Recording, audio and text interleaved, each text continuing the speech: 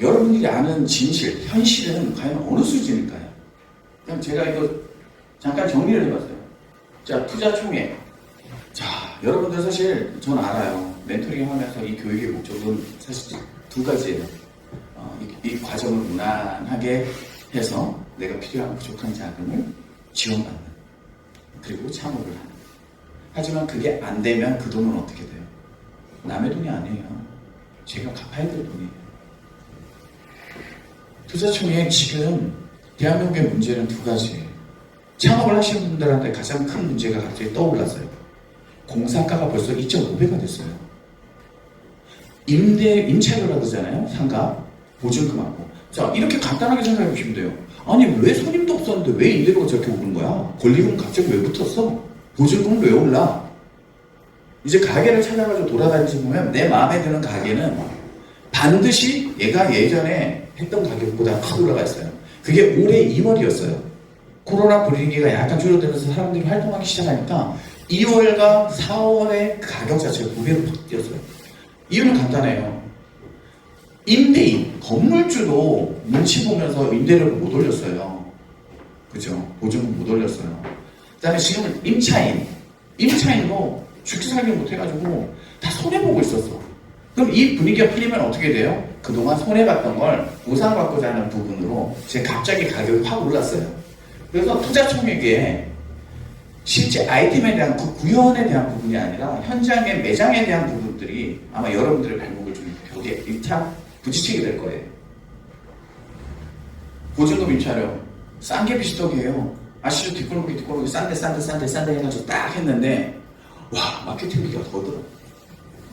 그러면 싸던 비싸던 여러분들은 한번 그 가게에 들어가면 거기에서 성공하고 거기에서 내가 1년 안에 원금 이걸 다 뽑을 정도로 확실하지 않으면 못 빠져나가요. 보증금? 월세 날리면서 보증금 거의 날리시는 분들이 많아요. 이게 지금 대한민국의 쪽의 현실입니다. 인건비 옛날부터 이랬어요.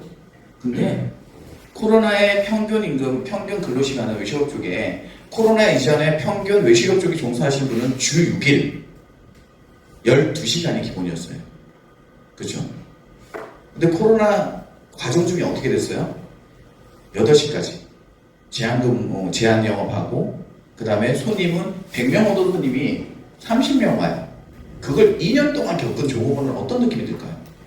야, 이거 눈치를 보이지만 야, 집에 가서 애들이랑 밥도 먹고 사실 좋네. 어? 자, 대한민국 외식업에 종사하는 근로자들의 수준을 코로나 기간이 반토막으로 만들었어요.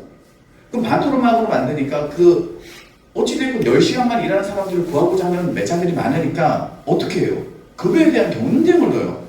우리가 13,000원 줄게요. 아니, 우리가 15,000원 줄게. 우리 사장님들이 급여를 올리기 싫어요. 일을 못하니까. 손님들 오는데 일을 못하니까. 그러다 보니까 지금 사실 사장 월수입보다 높다? 그래서 사실 부부 가족 창업들이 이제 거기에 버티는 가게들이 지금 늘어나기 시작해요. 이 부분 한번 현장에 가면 이 상가에 대한 부분, 또 하나는 사람에 대한 부분을 가장 많이 느끼게 될 거예요. 대한민국은 앞으로 사람을 써서 하는 매장들은 좀 부러워하지 마세요. 그들 마저 못해서 운영하고 있어요. 인건비가 오르니까 결국은 우리 요식업에 종사하는 인건비가 오르나요? 공장에도 사람 없다고 해요. 한 예로 저희 매장에 베트남 직원이 메일을 쳤어요. 이 직원들이 이제 2년 정도 2, 3년 정도 일을 했거든요. 코로나 때 진짜 많은 더 올려줬죠. 이 친구들이 요즘 새로운 일들이 생겼어. 뭐냐? 사장님, 저 이번 달까지만 할게요. 왜? 이러니까. 저 공장 가려고요. 공장에 몇 시간 근무? 8시간 근무. 숙소 제공하죠. 시에서 시급 주죠. 그 다음에 연장 근무에 대한 부분, 휴일 근무에 대한 따지니까 어마어마하죠. 이거 공장으로 가요. 모든 게 해결되니까. 자기의 지출보다 받는 게 많으니까 우리 외국인 근로자는 그쪽으로 빠지고 결국은 대한민국의 외식업의 근로자는 없어요. 여러분들이 어쩌면 세상을 몫을 해야 될 수도 있어요. 매출 대한민국 자영업하시는 분들 중에 현금 서비스는 카드 대출 받아가지고 세금 내시는 분들이 아마 반 이상일걸요. 인건비, 임대, 재료가 남는 게 좀 돈이 좀 200만 원, 300만 원 모일 쯤 되니까 세금 내. 어쩔 수 없네. 내가 하는 현실과 지금 현재 대한민국의 이 현실 부분을 한번 좀 짚어보세요. 두드려보세요.